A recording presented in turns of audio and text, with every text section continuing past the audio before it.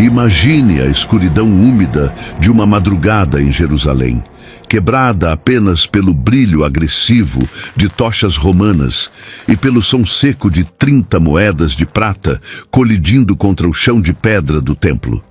Nós costumamos olhar para a beleza da Santa Ceia e depois saltamos diretamente para a dor da cruz. Mas existe um intervalo brutal entre esses dois eventos. Um vácuo de poucas horas, onde a maior injustiça jurídica da história foi cometida enquanto a cidade dormia.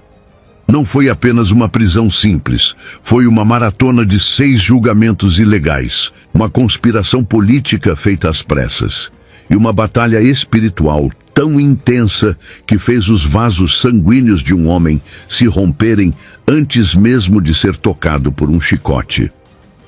O que aconteceu naquelas ruas estreitas e naquelas casas de elite define o verdadeiro preço da nossa eternidade.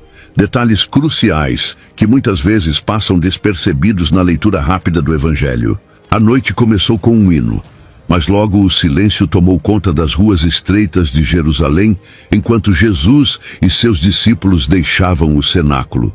O clima espiritual mudou drasticamente assim que eles atravessaram as muralhas da cidade e desceram em direção ao vale de Cedron, conforme narrado em João capítulo 18, versículo 1. Este não era um passeio comum sob o luar da Páscoa. Era uma marcha fúnebre consciente, rumo ao destino final da humanidade. O Cedron, naquele período do ano, recebia o escoamento do sangue dos milhares de cordeiros sacrificados no templo durante a preparação para a festa, tornando as águas avermelhadas e o cheiro do local uma lembrança constante de morte e expiação. Ao pisar naquele solo úmido, Jesus sabia exatamente o que aquelas águas representavam, o prenúncio de seu próprio sangue que seria derramado. Enquanto caminhavam, ele não estava apenas conversando, mas preparando o coração daqueles homens para o choque iminente. O mestre aproveitou aqueles últimos momentos de relativa liberdade para erguer os olhos aos céus e proferir o que conhecemos como a oração sacerdotal, registrada em João capítulo 17, do versículo 1 ao 26.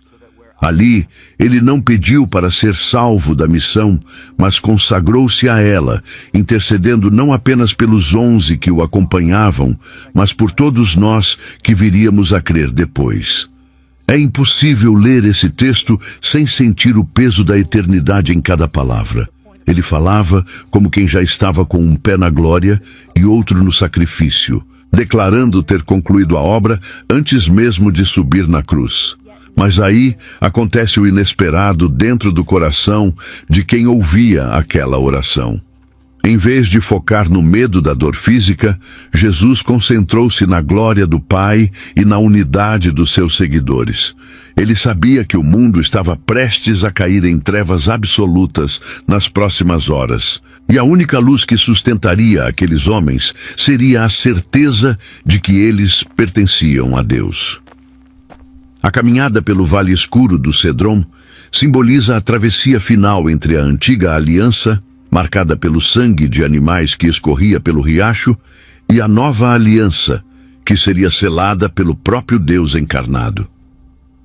Enquanto os discípulos talvez ainda estivessem confusos, tentando entender as metáforas sobre ir para o Pai e o mundo não me ver mais, Jesus estava resolvendo a questão jurídica e espiritual do universo.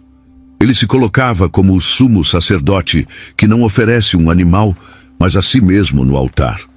A atmosfera era pesada, carregada de uma tensão que os discípulos sentiam na pele, mas não conseguiam explicar, como se o próprio ar estivesse rarefeito, denunciando que uma batalha cósmica estava para começar.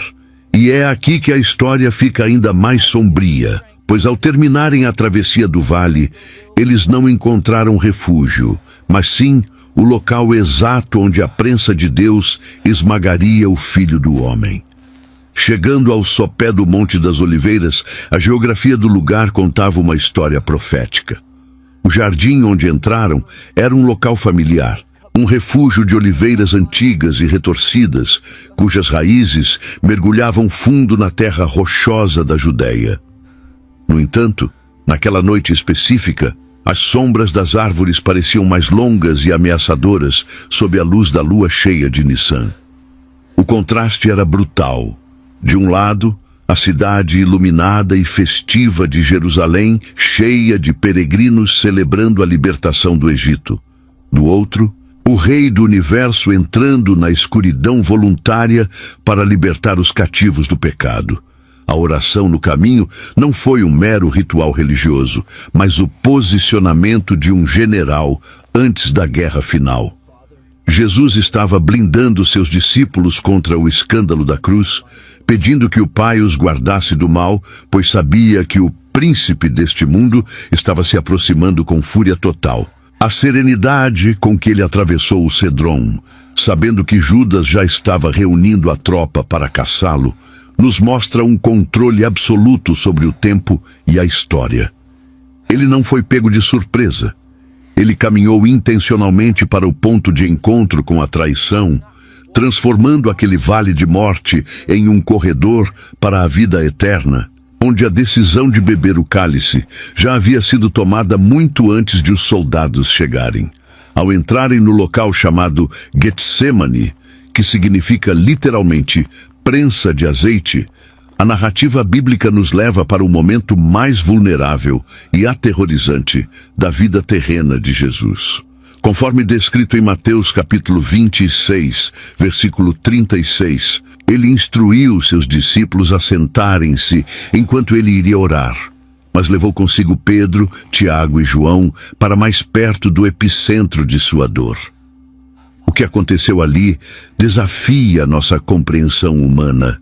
Aquele que acalmou tempestades e ressuscitou mortos começou a ser tomado por pavor e angústia profunda, confessando que sua alma estava profundamente triste até a morte. Não era apenas o medo da tortura romana. Muitos mártires enfrentaram a morte cantando, mas era o peso invisível, tóxico e esmagador do pecado de toda a humanidade sendo depositado sobre seus ombros imaculados. Imagine o horror de uma mente que nunca conheceu uma sombra de maldade, de repente sentir a culpa de todos os assassinatos, traições, abusos e mentiras da história como se fossem seus. Ele estava sendo espiritualmente esmagado, assim como a azeitona é esmagada sob uma pedra imensa, até que o precioso azeite escorra. Era a preparação para se tornar pecado por nós, e a repulsa de sua santidade contra essa contaminação era tão violenta que seu corpo reagiu de forma extrema. Só que havia um problema escondido: a solidão absoluta do Salvador. Enquanto ele travava a maior batalha da história, seus amigos mais íntimos dormiam, vencidos pelo cansaço e pela tristeza, incapazes de vigiar por uma única hora.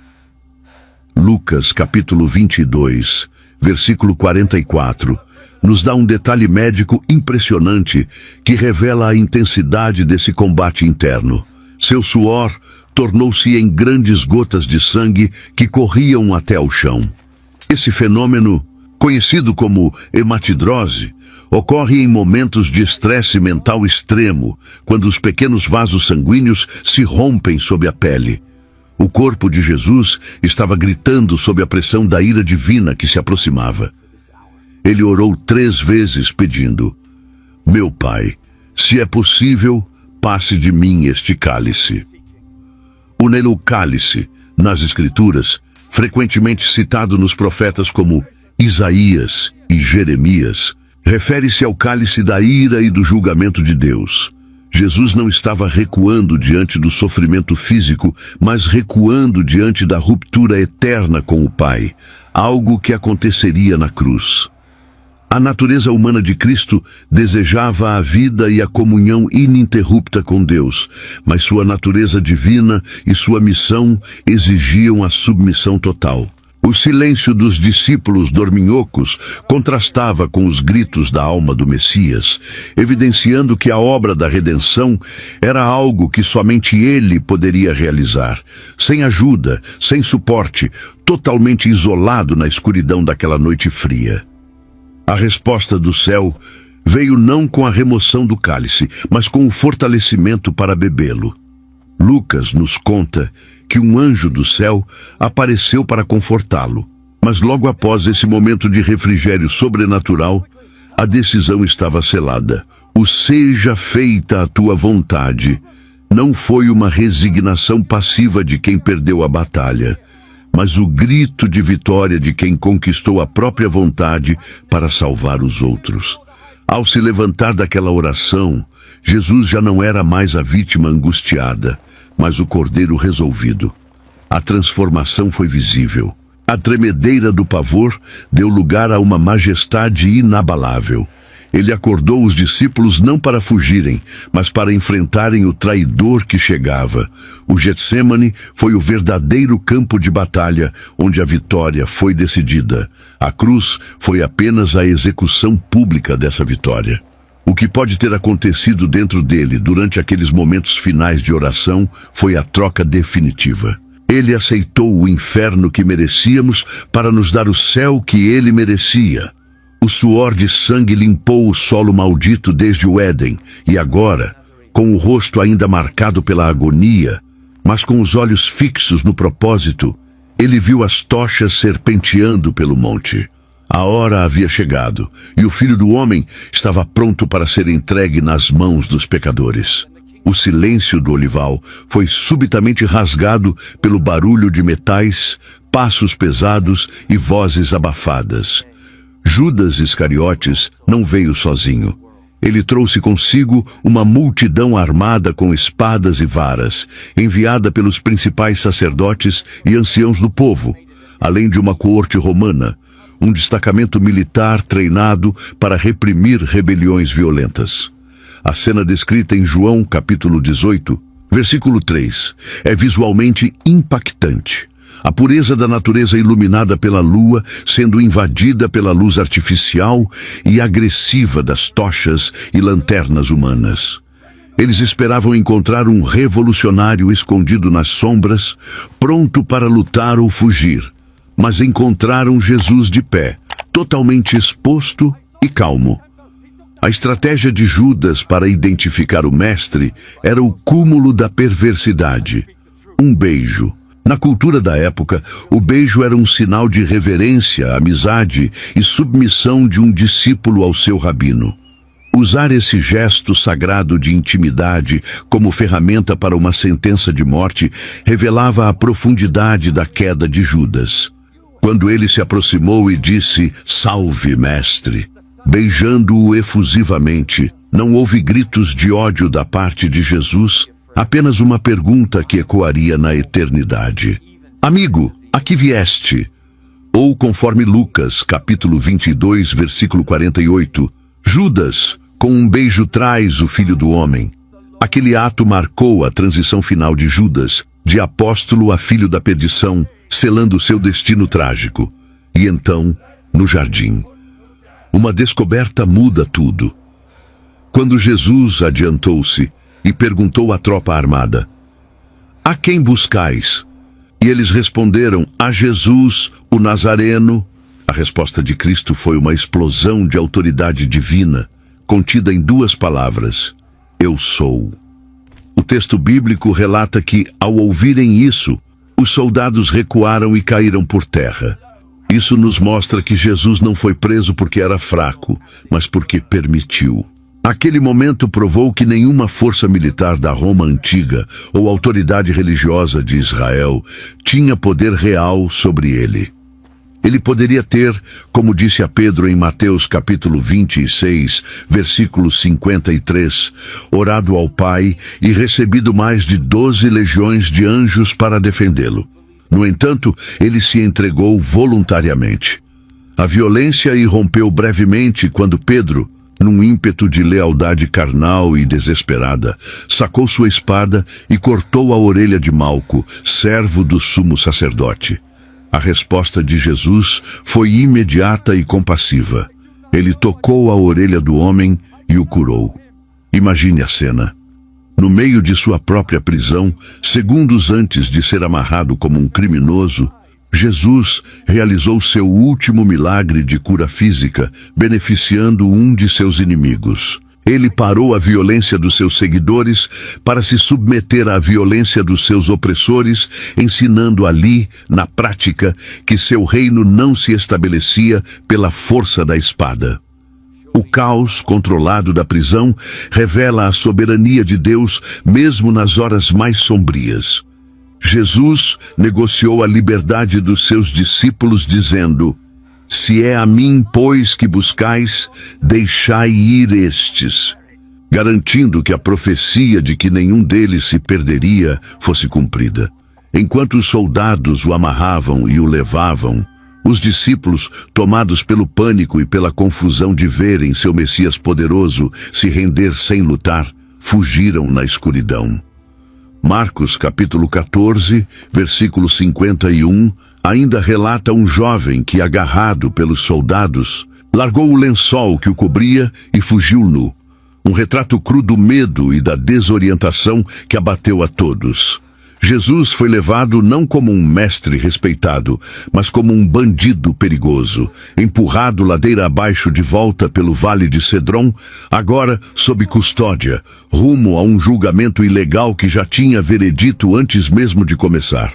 As tochas se afastaram, o jardim voltou ao silêncio, mas o mundo jamais seria o mesmo. A luz do mundo estava sendo arrastada para as trevas da injustiça humana, e o que aconteceria dentro das muralhas de Jerusalém naquela madrugada desafiaria toda a lógica da justiça e da piedade. Após ser arrastado pelas ruas de pedra fria de Jerusalém, Jesus não foi levado imediatamente ao sumo sacerdote oficial, mas sim para a residência de Anás, um homem poderoso e temido que operava como o verdadeiro padrinho da elite religiosa da época. Conforme descrito em João capítulo 18, versículo 13, Anás era sogro de Caifás, e embora tivesse sido deposto pelos romanos anos antes, ainda detinha o título e o controle financeiro do templo. Aquela parada não estava no protocolo legal judaico, era uma manobra política. Levaram Jesus para lá primeiro, porque Anás precisava orquestrar as acusações antes que o sinédrio se reunisse oficialmente. Era um interrogatório preliminar, feito na calada da noite, totalmente ilegal segundo as leis rabínicas, que proibiam julgamentos capitais durante a noite e sem a presença de defesa. Imagine a cena. Jesus, com as mãos atadas, de pé diante de um velho astuto e rico, cujos lucros vinham do comércio no pátio do templo, o mesmo comércio que Jesus havia virado de cabeça para baixo dias antes. O interrogatório começou não sobre crimes reais, mas sobre seus discípulos e sua doutrina. Anás queria saber o tamanho da ameaça e quem mais ele precisaria eliminar para manter seu poder intacto.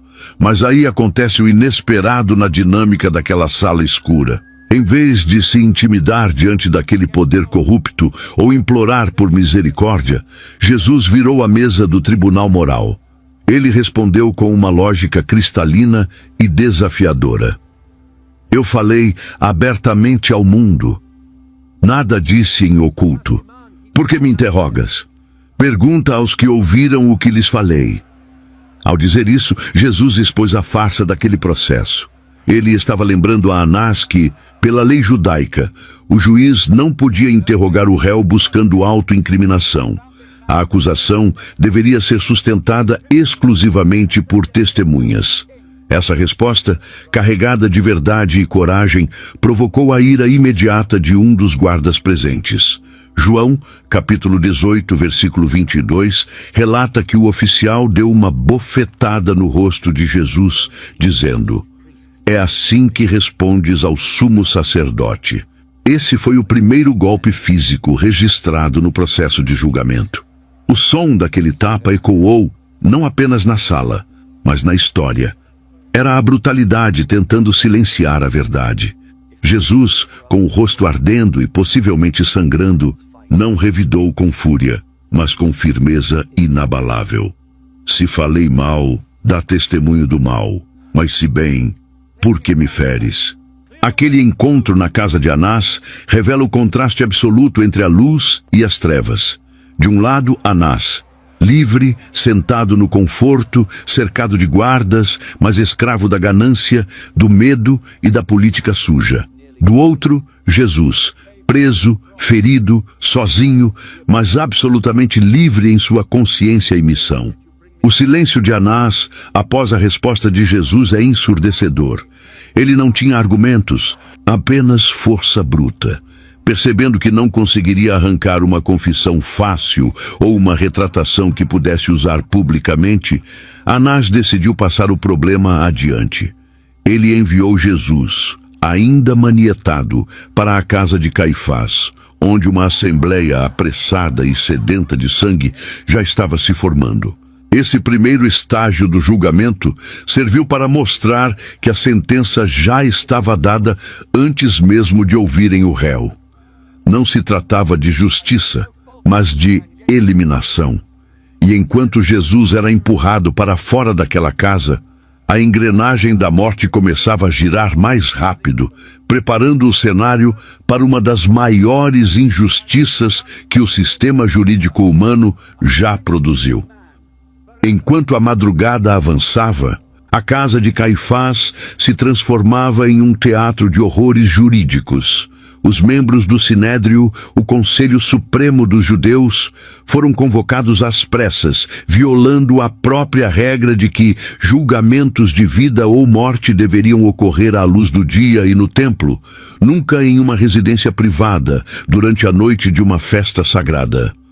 Mateus capítulo 26, versículo 59, nos diz que os chefes dos sacerdotes e todo o sinédrio procuravam falso testemunho contra Jesus para o matarem.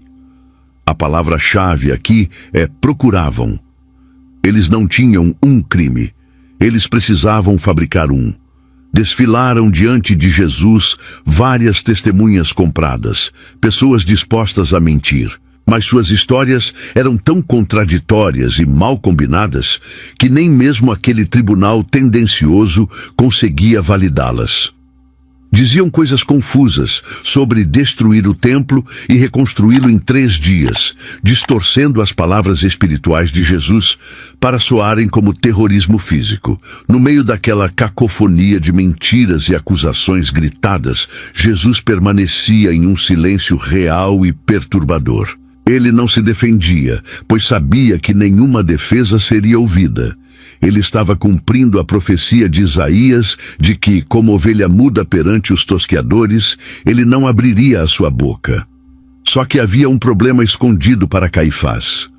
O silêncio de Jesus estava desmoronando a acusação. Sem uma confissão e sem testemunhas válidas, o julgamento estava prestes a se tornar um vexame. O sumo sacerdote, desesperado e furioso, levantou-se e tomou uma atitude extrema. Ele conjurou Jesus pelo Deus vivo a dizer se ele era o Cristo, o Filho de Deus. Essa era a pergunta definitiva, a armadilha final. Se Jesus negasse, seria um mentiroso e perderia sua autoridade. Se afirmasse, seria condenado por blasfêmia, pois para eles, um homem se dizer igual a Deus era o crime máximo. Marcos capítulo 14, versículo 62, registra a resposta que selou o destino do mundo. Jesus quebrou o silêncio e disse: "Eu sou." E não parou por aí. Ele completou com uma profecia aterrorizante para aqueles juízes corruptos. "E vereis o Filho do Homem assentado à direita do Todo-Poderoso e vindo com as nuvens do céu." Ele estava citando Daniel e o Salmo 110, reivindicando para si a autoridade suprema de juiz do universo. Naquele momento, Jesus inverteu os papéis. Ele não era mais o réu, ele era o juiz, e eles, o sinédrio, eram os acusados diante do trono divino. A reação foi teatral e violenta. Caifás rasgou as próprias vestes, um gesto dramático que simbolizava horror diante da blasfêmia, mas que, ironicamente, violava a lei de Levítico, que proibia o sumo sacerdote de rasgar suas roupas, sinalizando o fim da validade daquele sacerdócio. Blasfêmia! Que necessidade mais temos de testemunhas? Gritou ele. A sentença de morte foi proferida por aclamação unânime de ódio. O que se seguiu foi uma cena dantesca, descrita em Mateus capítulo 26, versículo 67. Os líderes religiosos de Israel, homens que deveriam ser o exemplo de santidade, desceram ao nível de bestas.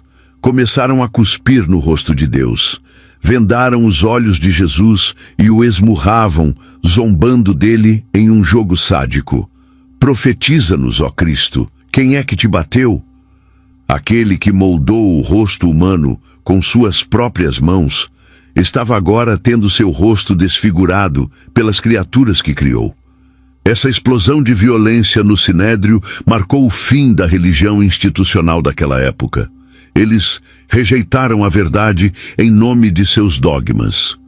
Enquanto Jesus suportava cada golpe em silêncio, do lado de fora, no pátio frio, outra tragédia estava acontecendo, não física, mas na alma do seu amigo mais próximo. Enquanto Jesus enfrentava o julgamento lá dentro com coragem divina, Pedro estava no pátio lutando uma batalha interna e perdendo feio.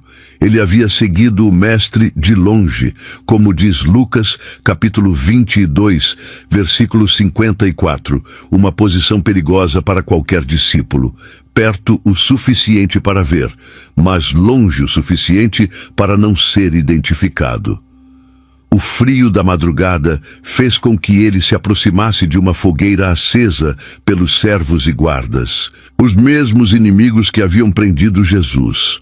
Pedro tentava se misturar, aquecer-se no fogo do inimigo, fingindo ser apenas mais um rosto na multidão.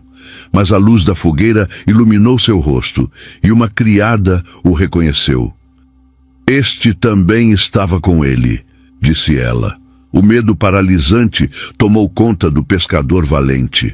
Aquele que horas antes brandia uma espada contra um batalhão, agora tremia diante de uma serva. A primeira negação saiu rápida e defensiva. Mulher, não o conheço. Foi o primeiro passo para o abismo. Negar a Jesus não foi um ato súbito, mas o resultado de um processo de desgaste. O sono na oração, a confiança na própria força, o seguir de longe e agora o assento na roda dos escarnecedores. E é aqui que a história fica ainda mais sombria e humana. Pedro tentou se afastar, indo para o alpendre, mas a acusação o perseguia. Outra pessoa ouviu e afirmou: "Tu também és um deles." A pressão aumentava. Pedro, sentindo o cerco se fechar, negou novamente, desta vez talvez com mais veemência. Cerca de 1 hora se passou, 1 hora de agonia silenciosa, esperando que a noite acabasse logo. Mas o sotaque galileu de Pedro o traiu. Aqueles homens rudes do norte tinham uma forma peculiar de falar que os distinguia dos judeus da Judéia. Um parente de Malco, o homem que teve a orelha cortada, o confrontou. "Não te vi eu no jardim com ele?" O pânico foi total. Mateus capítulo 26, versículo 74, nos conta que Pedro começou a praguejar e a jurar, invocando maldições sobre si mesmo se estivesse mentindo, gritando: "Não conheço esse homem." Ele usou a linguagem velha, o vocabulário da sua vida antes de Cristo, para provar que não pertencia a ele. Foi o fundo do poço, e no exato momento em que as palavras de negação saíam de sua boca, o galo cantou, cortando o ar frio da madrugada como uma lâmina afiada. O som do galo não foi o pior. Lucas, capítulo 22, versículo 61, traz o detalhe mais devastador de todos.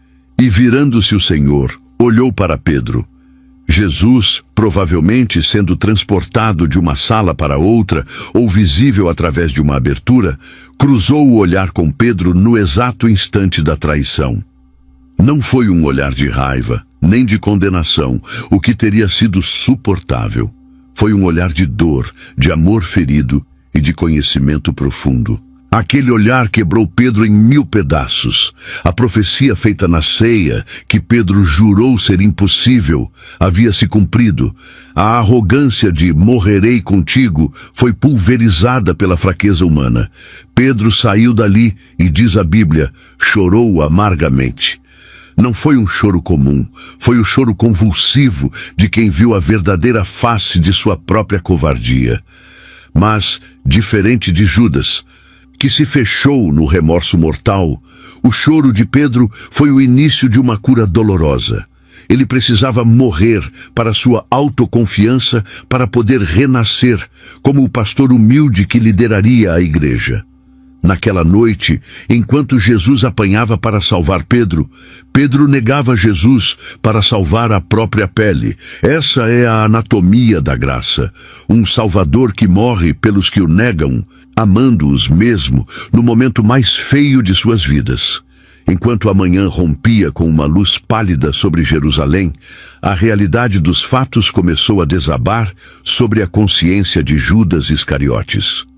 Mateus capítulo 27, versículo 3, nos conta que, ao ver que Jesus já havia sido condenado e estava sendo levado para o governador romano, Judas foi tomado por um remorso devorador. Diferente do arrependimento que leva à vida, que busca restauração, o sentimento que invadiu Judas foi o desespero de quem percebe que cometeu um erro irreparável. Ele segurava o saco com as 30 moedas de prata, o preço de um escravo, segundo a lei de Êxodo, e aquele dinheiro que horas antes parecia uma fortuna ou uma garantia de futuro, agora queimava em suas mãos como brasas do inferno. É provável que Judas esperasse um desfecho diferente. Talvez ele imaginasse que Jesus usaria seu poder para se libertar, forçando uma revolução política contra Roma, e que ele, Judas, sairia como o herói que precipitou a glória de Israel. Mas ao ver o mestre manietado, cuspido e entregue à morte sem resistência, a ilusão política se desfez, restando apenas a nudez de sua traição. Ele correu de volta ao templo, o lugar onde a santidade deveria habitar, procurando nos sacerdotes alguma forma de absolvição para a sua alma atormentada. Mas aí acontece o inesperado na frieza do sistema religioso. Judas entrou no templo gritando sua confissão: pequei traindo sangue inocente. Ele esperava talvez que os líderes espirituais de Israel dissessem: vamos orar, ou vamos desfazer isso. Em vez disso, a resposta dos principais sacerdotes foi de um cinismo brutal, registrado em Mateus capítulo 27, versículo 4. Que nos importa? Isso é contigo. Aquela frase foi o último prego no caixão da esperança de Judas. Ele percebeu que para o sistema religioso corrupto, ele era apenas uma ferramenta descartável, um idiota útil que já havia cumprido seu propósito e agora poderia ser jogado fora. O isolamento de Judas foi total. Rejeitado pelos discípulos que traiu, desprezado pelos sacerdotes que serviu e condenado pela própria consciência. Num ato de repulsa final contra o fruto do seu pecado, ele arremessou as moedas de prata para dentro do santuário e saiu dali. O som do metal batendo no chão de pedra do templo ecoou como o som de uma vida sendo desperdiçada.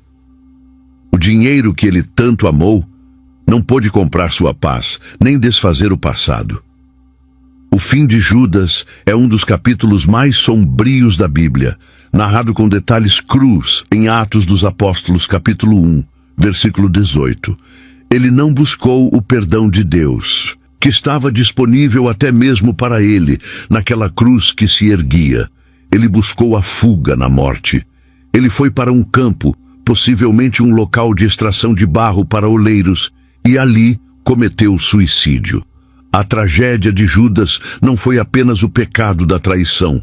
Pedro também falhou miseravelmente naquela noite, mas foi a incredulidade na misericórdia. Ele acreditou que o seu pecado era maior do que a graça de Jesus. O campo comprado com aquele dinheiro de sangue foi chamado de Aceldama, ou campo de sangue, servindo como cemitério para estrangeiros. É uma ironia terrível. O preço do sangue do Salvador comprou um lugar de descanso para os que morrem longe de casa, prefigurando de forma distorcida que o sangue de Cristo compraria redenção para os gentios, os estranhos à aliança. Judas saiu da história para seu próprio lugar, deixando um aviso eterno de que estar perto de Jesus, fisicamente, não garante que o coração esteja longe da perdição. O sol já estava alto quando a procissão religiosa liderada por Caifás chegou às portas do pretório, a residência oficial do governador romano Pôncio Pilatos. João, capítulo 18, versículo 28, destaca uma hipocrisia de revirar o estômago.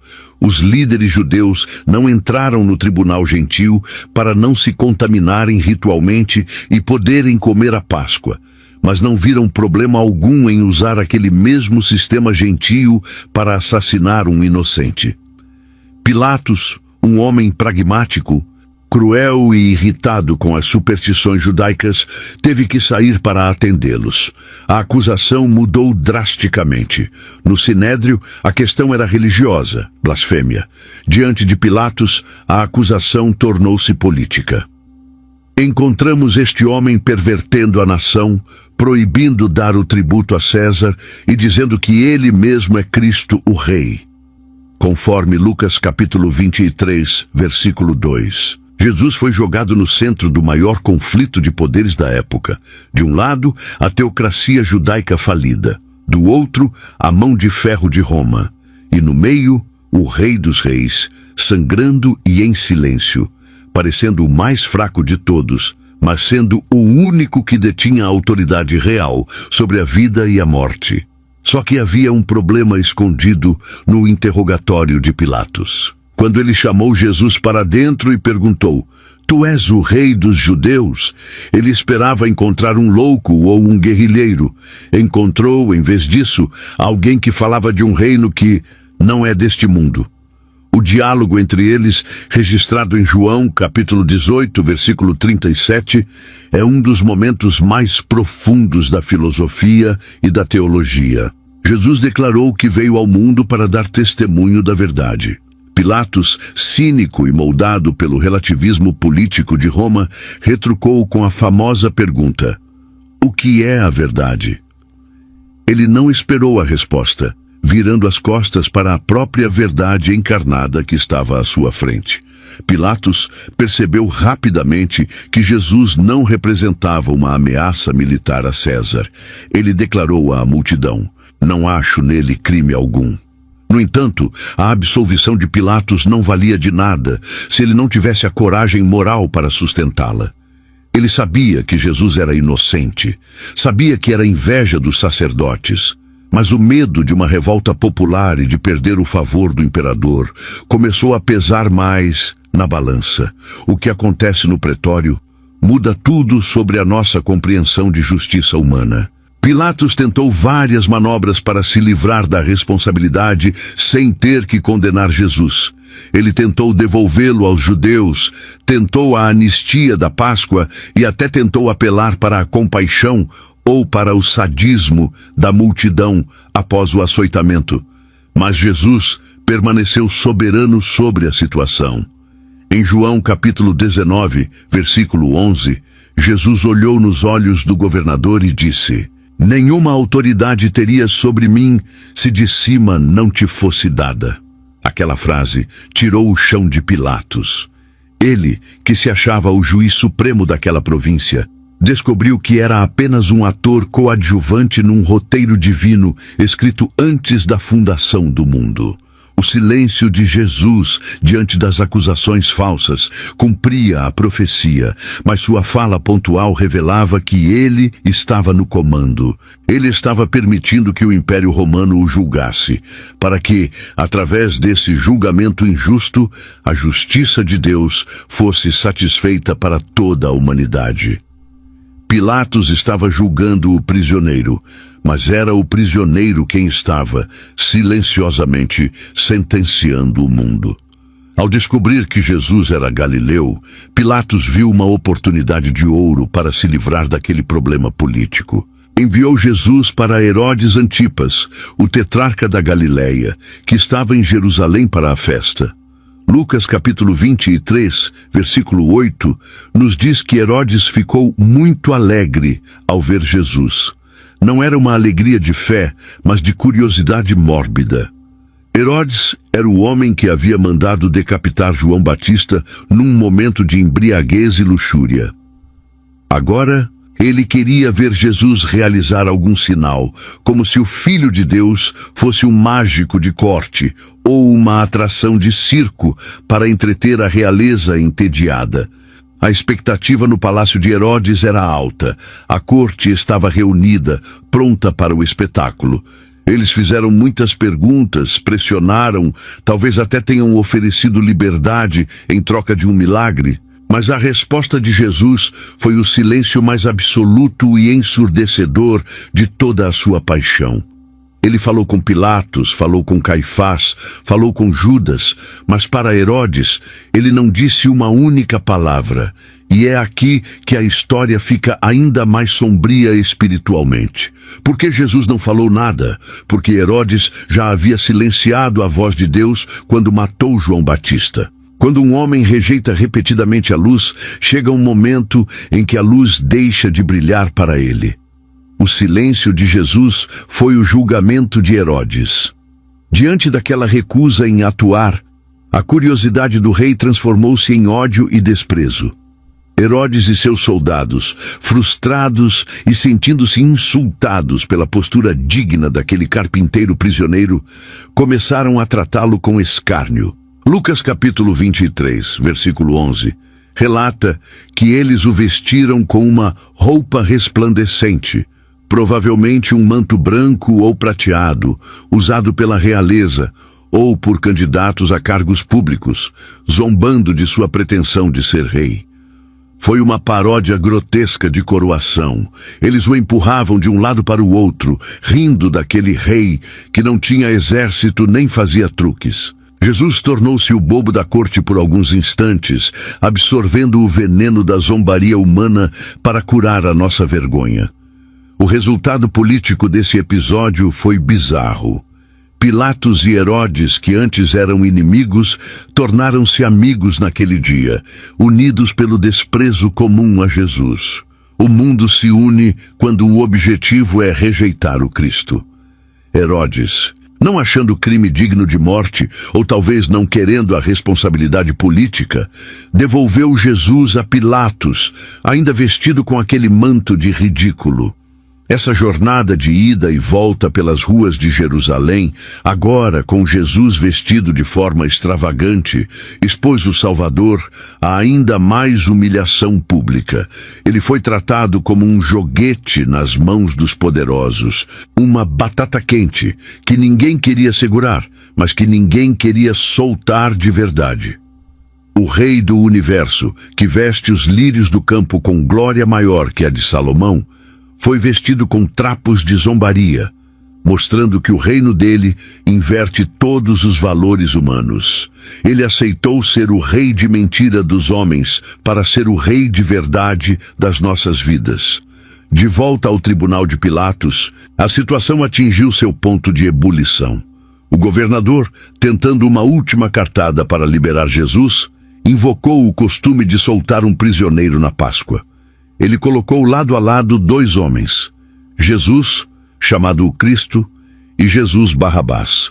O nome Barrabás significa filho do Pai. A ironia divina aqui é cortante.